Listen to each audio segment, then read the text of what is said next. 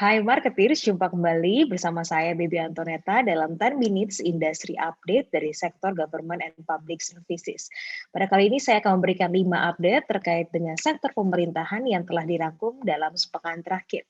Update yang pertama untuk minggu ini adalah terapkan digitalisasi perizinan PNBP meningkat hingga 25,5 triliun rupiah.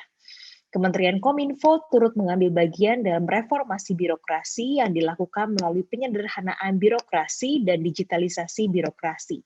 Dalam penyelenggaraan perizinan berusaha sektor digital ini, Kementerian Kominfo dapat meningkatkan pendapatan negara bukan pajak atau PNBP hingga 25,5 triliun di tahun 2020.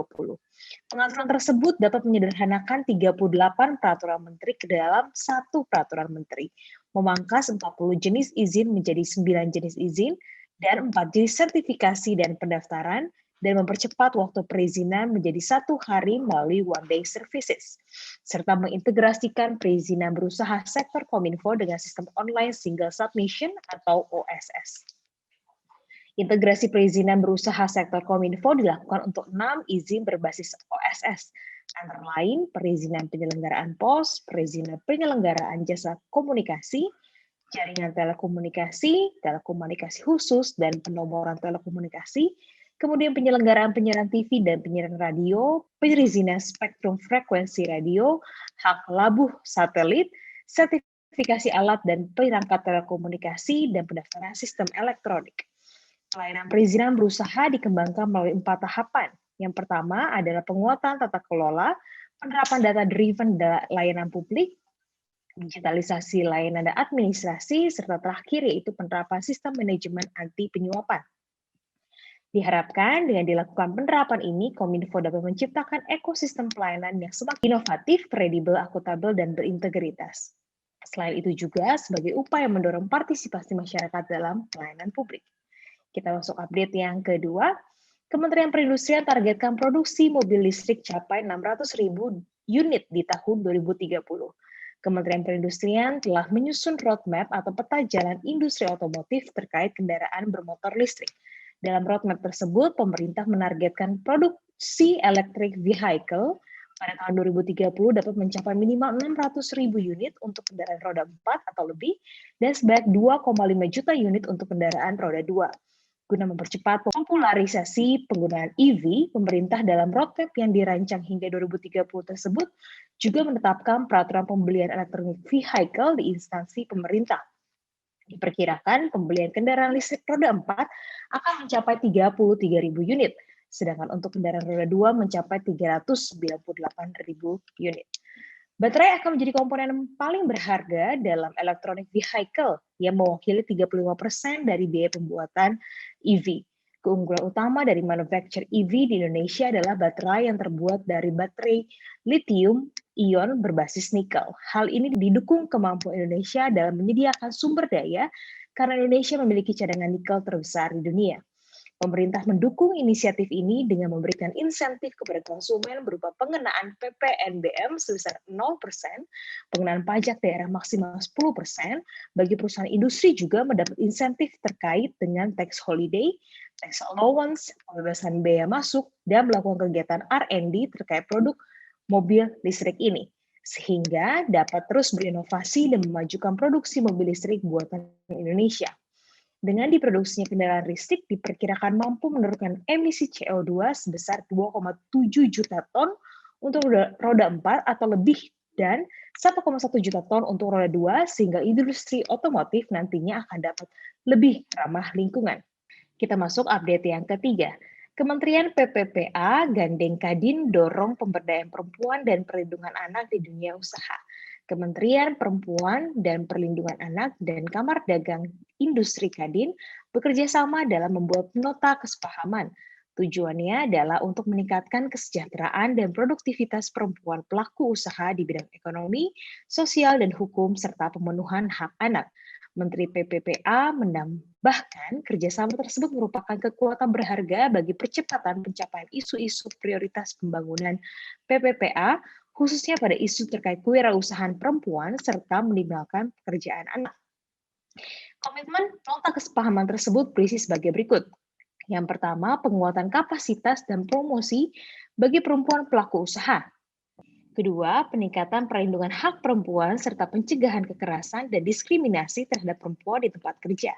Ketiga, pencegahan pekerja anak. Keempat, peningkatan pelaksanaan corporate social responsibility untuk peningkatan kualitas hidup perempuan dan perlindungan anak.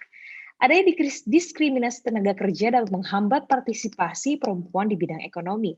Saat ini masih terdapat tenaga kerja perempuan yang diperlakukan secara tidak adil, mengalami pelecehan, dan sebagainya. Oleh karena itu diperlukan upaya dan kebijakan perlindungan tenaga kerja perempuan yang menjamin hak-hak dasar pekerja perempuan. Menurut Menteri PPPA, kerjasama ini bertujuan untuk meningkatkan kesejahteraan dan produktivitas perempuan pelaku usaha di bidang ekonomi, sosial, dan hukum, serta pemenuhan hak anak. Hal ini dapat mempercepat pencapaian isu prioritas pembangunan PPPA. Untuk kedepannya, pelatihan kewirausahaan untuk perempuan selaku pelaku usaha dapat menjadi solusi bagi perempuan agar aktif di dunia usaha.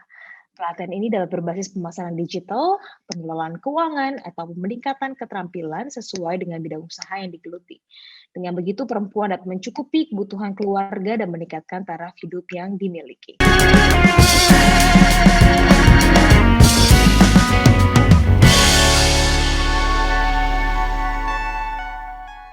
Sari Ayu Putih Langsat Facial Foam membersihkan dan membantu mengangkat sel kulit mati secara optimal. Sari Ayu Marta Tilaar. Sari Ayu Putih Langsat Facial Foam membersihkan dan membantu mengangkat sel kulit mati secara optimal. Sari Ayu Marta Tilaar.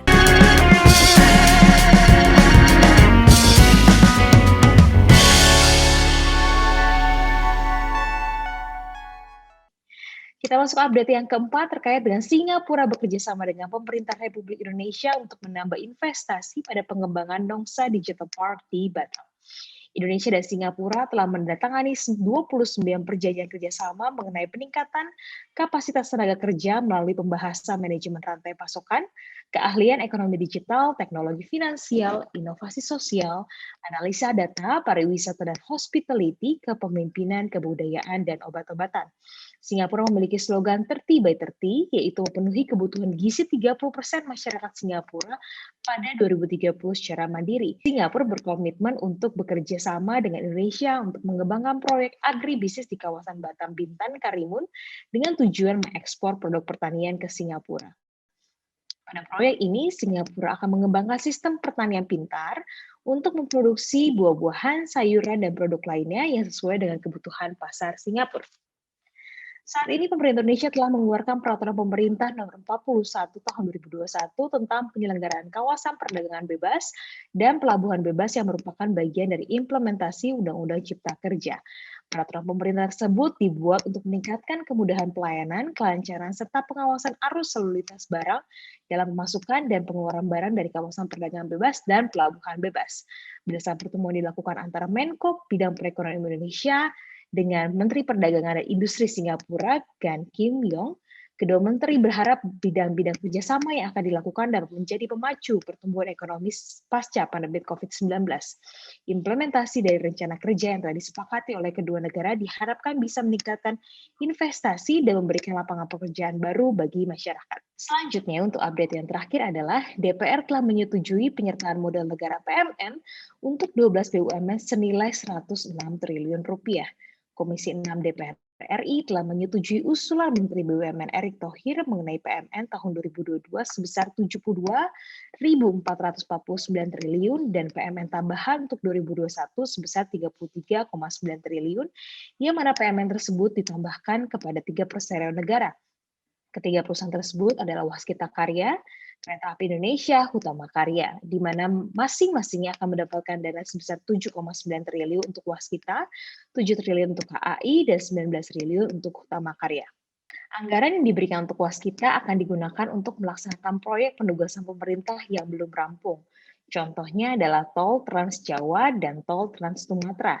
Untuk KAI, anggaran diberikan akan digunakan untuk penyelesaian proyek lintas rel terpadu Jabodetabek dan proyek kereta cepat Indonesia-China masing-masing senilai 2,7 triliun dan 4,3 triliun, sedangkan untuk Utama Karya, anggaran akan digunakan untuk mendukung pelaksanaan proyek Jalan Trans Tol Sumatera. Selain 3 persenan tersebut, terdapat 9 persenan lainnya yang akan menerima PMN, yaitu PT Aviasi Pariwisata Indonesia, PT PLN, PT Bank Negara Indonesia, PT Bahana Pembinaan Usaha Indonesia, PT Adikarya, PT Perumnas, PT Bank Tabungan Negara, PT RNI, dan PT Damri. Dengan disetujuinya penyertaan modal negara untuk tahun 2022 dan tambahan PMN di 2021, diharapkan seluruh rencana kerja pada BUMN tersebut dapat terlaksana sesuai dengan rencana proyek penugasan dari pemerintah dapat dilaksanakan secara tepat waktu. Marketis, demikian 5 update dari sektor government and public services. Jangan lupa like, comment, dan subscribe kanal Marketis di YouTube. Saya Bibi Antoneta beserta seluruh tim yang bertugas undur diri, stay safe, stay healthy.